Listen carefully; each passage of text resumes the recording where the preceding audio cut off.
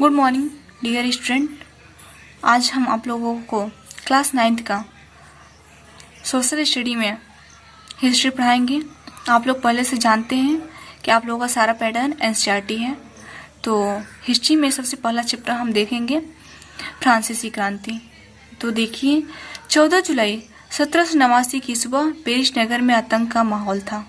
सम्राट ने सेना को शहर में घुसने का आदेश दे दिया था। अफवाह थी कि वह सेना को नागरिकों पर गोलियां चलाने का आदेश देने वाला है। लगभग 70,000 मर्द तथा औरतें टाउन हॉल के सामने एकत्र हुए और उन्होंने एक जन सेना का गठन करने का निर्णय किया। हथियारों की खोज में वे बहुत से सरकारी भवनों में जबरन प्रवेश कर गए। अंततः सैकड़ों लोगों का एक समूह पेरिस नगर के पूर्वी भागों की ओर चल पड़ा और बास्तिल किले को जेल को तोड़ डाला, जहां भारी मात्रा में गोला बारूद मिलने की संभावनाएं थी। हथियारों पर कब्जे की इस शस्त्र लड़ाई में बास्तिल का कमांडर मारा गया और कैदी छुड़ा लिए गए। यद्यपि उनकी संख्या केवल 7 थी। सम्राट की निरंकुश शक्तियों का प्रतीक होने के कारण बास्तिल किला लोगों की घृणा का केंद्र था, इसलिए किले को ढा दिया गया और उसके अवशेष बाजारों में उन लोगों को बेच दिया गया जो इस ध्वंस को बतौर स्मृति चिन्ह सजोना चाहते थे। इस घटना के बाद कई दिनों तक पेरिस तथा देश के देहाती क्षेत्रों में कई और संघर्ष हुए। अधिकांश जनता पाव रोटी की महंगी कीमतों का विरोध कर रही थी। बाद में इस दौर का सिंहावलोकन करते हुए इतिहासकारों ने इसे एक लंबे घटनाक्रम की ऐसी शुरुआती कड़ियों के रूप में देखा, जिनके परिणत फ्रांस के सम्राट को फांसी दिए जाने में हुई। हालांकि उस समय अधिकांश लोगों को ऐसे नतीजे की उम्मीद नहीं थी। ऐसा क्यों और कैसे हुआ? देखिए, 18वीं सदी के उत्तरार्ध में फ्रांसीसी साम्राज्य 18वीं सदी के उत्तरार्ध में फ्रांसीसी समाज। तो देखिए, सन 1774 में बुर्बो राजवंश का लुई 16वां फ्रांस की राजगद्दी पर आसीन हुआ। उस समय उसकी उम्र केवल 20 साल थी और उसका विवाह ऑस्ट्रिया की राजकुमारी मेरी एंतोइनेट से हुआ। राज्यारोहण के समय उसने राजकोष खाली पाया। लंबे समय तक चले युद्धों के कारण फ्रांस की वित्तीय संसाधन नष्ट हो चुके थे। वर्षाएं के विशाल महल और राज दरबार के शानो शौकत बनाए रखने की फिजूल खर्ची का बोझ अलग से था। लुईस 16वां के शासनकाल में फ्रांस ने अमेरिका के 13 उपनिवेशों का साझा शत्रु ब्रिटेन से आजाद कराने में सहायता दी थी। इस युद्ध के चलते फ्रांस पर 10 अरब लिरे से भी अधिक का कर्ज और जुड़ गया, जबकि उस समय पर पहले से ही 2 अरब लिरे का बोझ चढ़ा हुआ था। सरकार से कर्जदाता अब 10% ब्याज की मांग करने लगी थी। फलस्वरूप फ्रांसीसी सरकार अपने बजट का बहुत बड़ा हिस्सा दिनों दिन बढ़ते जा रहे कर्ज को चुकाने पर मजबूर थी। अपने नियमित खर्चों जैसे सेना के रखरखाव, राज दरबार, सरकारी कार्यालयों या विश्वविद्यालयों को चलाने के लिए फ्रांसीसी सरकार करों में वृद्धि के लिए बाध्य हो गई, पर यह कदम भी नाकाफी था। 18वीं सदी में फ्रांसीसी समाज 3 स्टेटस में बटा था और केवल तीसरे स्टेट के लोग जनसाधारण ही कर अदा करते थे। वर्गों में विभाजित फ्रांसीसी समाज मध्यकालीन सामंती व्यवस्था का अंग था। प्राचीन राजतंत्र पद का प्रयोग सामान्यतः सन 1789 से पहले की फ्रांसीसी समाज एक संस्था के लिए होता है। देखिए, पूरी आबादी में लगभग 90% किसान थे, लेकिन जमीन के मालिक किसानों की संख्या बहुत कम थी। लगभग 60% जमीन पर कुलीनों, चर्चों और तीसरे स्टेट्स के अमीरों का अधिकार था। प्रथम 2 स्टेट्स कुलीन वर्ग एवं पादरी वर्ग के लोगों को कुछ विशेषाधिकार जन्मना प्राप्त थे। इनमें से सबसे महत्वपूर्ण विशेषाधिकार था राज को दिए जाने वाले करों से छूट कुलीन वर्ग को कुछ अन्य सामंती विशेषाधिकार भी हासिल थे। वह किसानों से सामंती कर वसूल करता था। किसान अपने स्वामी की सेवा स्वामी के घर एवं खेतों में काम करना, सैन्य सेवाएं देना अथवा सड़कों के निर्माण में सहयोग आदि करने के लिए बाध्य थे। चर्च भी किसानों से करों का एक हिस्सा टाइड धार्मिक कर के रूप में वसूला था। ऊपर से तीसरे स्टेट के तमाम लोगों को सरकार को तो कर चुकाना ही होता था। इन करों में टाइल, प्रत्यक्ष कर और अनेक अप्रत्यक्ष कर शामिल थे। अप्रत्यक्ष कर नमक और तंबाकू जैसे रोजाना उपभोग की वस्तुओं पर लगाया जाता था। इस प्रकार राज्य के वित्तीय कामकाज का सारा बोझ करों के माध्यम से जनता वहन करती थी। आइए यहाँ पे कुछ मुख्य तथ्य हैं, इसको देख लेते हैं। नए शब्द लिवरे, फ्रांस की मुद्रा जिसे 1794 में समाप्त कर दिया गया। स्टेट, क्रांति पूर्व फ्रांसीसी समाज में सत्ता और सामाजिक हैसियत को अभिव्यक्त करने वाली श्रेणी। पादरी वर्ग, चर्च के विशेष कार्यों को करने वाले व्यक्तियों का समूह। टाइद, चर्च द्वारा वसूल किया जाने वाला कर। यह कर कृषि उपज के 10वें हिस्से के बराबर होता था। टाइल, सीधे राज्य को अदा किया जाने वाला कर। अब आइए देखते हैं कि फ्रांसीसी क्रांति में जीनी का संघर्ष क्या था। देखते हैं जीनी का संघर्ष। फ्रांस की जनसंख्या सन 1715 में 2.3 करोड़ थी, जो सन 1789 में बढ़कर 2.8 करोड़ हो गई। परिणामतः अनाज उत्पादन की तुलना में उसकी मांग काफी तेजी से बढ़ी। अधिकांश लोगों के मुख्य खाद्य पाव रोटी की कीमत में तेजी से वृद्धि हुई।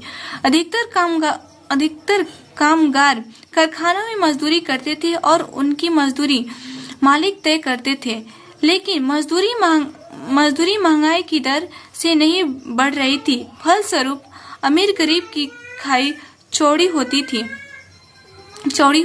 गई।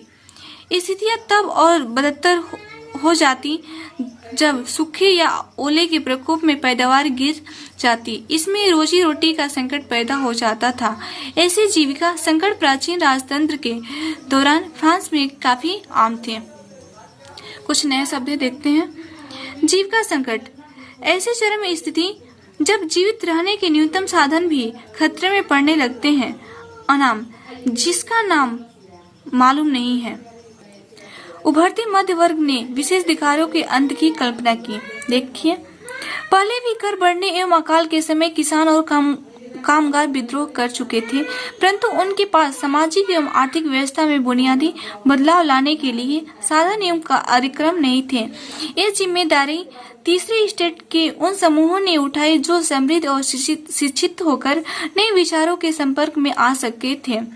18वीं सदी में एक नए सामाजिक समूह का उदय हुआ जिसे मध्य वर्ग कहा गया, जिसने फैलते समुद्र पारीय व्यापार और ऊनी तथा रेशमी वस्त्रों के उत्पादन के बल पर संपत्ति अर्जित की थी। ऊनी और रेशमी कपड़ों का या तो निर्यात किया जाता था या समाज के समृद्ध लोग उसे खरीद लेते थे। तीसरे स्टेट में इन सौदागरों एवं निर्माताओं के अलावा प्रशासनिक सेवा व वकील जैसे पेशेवर लोग भी शामिल थे। ये सभी पढ़े लिखे थे और इनका मानना था कि समाज के किसी भी समूह के पास जन्मना विशेषाधिकार नहीं होने चाहिए। किसी भी व्यक्ति की सामाजिक हैसियत का आधार उसकी योग्यता ही होनी चाहिए। स्वतंत्रता, समान नियमों तथा समान अवसरों के विचार पर आधारित समाज की यह परिकल्पना जॉन लॉक और जाक रूसो जैसे किसी भी व्यक्ति की सामाजिक हैसियत का आधार उसकी योग्यता ही होनी चाहिए। स्वतंत्रता, समान नियमों तथा समान अवसरों के विचार पर आधारित समाज की यह परिकल्पना जॉन लॉक और जाक रूसो जैसे दार्शनिकों ने प्रस्तुत की थी अपने टू ट्रीटाइजेस ऑफ गवर्नमेंट में। लॉक ने राजा के दैवीय और निरंकुश अधिकारों के सिद्धांत का खंडन किया था।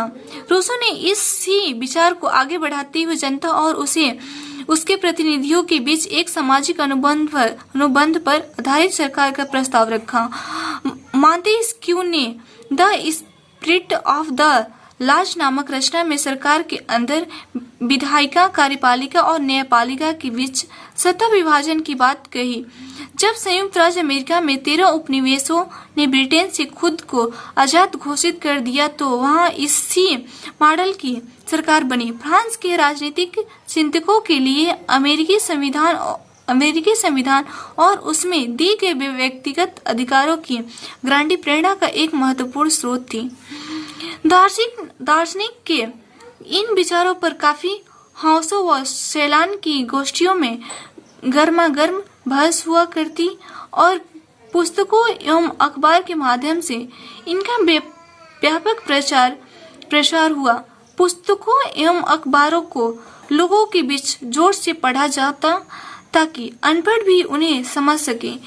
इसी समय लुई 16वां द्वारा राज्यों के खर्चों को पूरा करने के लिए फिर से कर लगाए जाने की खबर से विशेषाधिकार वाली व्यवस्था के विरुद्ध गुस्सा भड़क उठी। इसमें आप लोगों का पहला चैप्टर समाप्त होता है और इसमें थोड़ा इसके कुछ मुख्य फैक्ट हैं, उसको हम लोग पहले देख लेते हैं, तब इस चैप्टर को समाप्त करेंगे। देखिए, प्राचीन राजतंत्र में हुए अनुभवों का वृत्तांत। आगे चलकर क्रांतिकारी राजनीति में सक्रिय होने वाले जॉर्ज डाल्टन ने अपनी पढ़ाई पूरी होने के बाद के समय को याद करते हुए सन 1793 में अपने एक मित्र को लिखा, मैं प्लेसिस के आवासीय कॉलेज में था। वहां मुझे कई महत्वपूर्ण लोगों का संदेह मिला। पढ़ाई पूरी होने के बाद बेकारी के दिनों में मैं नौकरी की तलाश में जुट गया। पेरिस के न्यायालय में नौकरी मिलनी असंभव थी। सेना में नौकरी का विकल्प भी मेरे लिए नहीं था, क्योंकि मैं न तो जन्मजात कुलीन था और न ही मेरा कोई संरक्षक था। चर्च में भी आश्रय नहीं दे सका। मैं कोई ओहदा भी खरीदने की स्थिति में नहीं था, क्योंकि मेरी जेब में एक फर्जी पैसा तक नहीं था। पुराने दोस्तों ने भी मुंह मोड़ लिया था। व्यवस्था ने हमें पढ़ा लिखा तो दिया था, लेकिन हमारी प्रतिभा के इस्तेमाल के अवसर उपलब्ध नहीं कराए थे। देखिए, दूसरा क्या है, आर्थर यंग नाम के एक अंग्रेज ने सन 1787 से 1789 के दौरान फ्रांस की यात्रा की और अपनी यात्रा का विस्तृत वृत्तांत लिखा।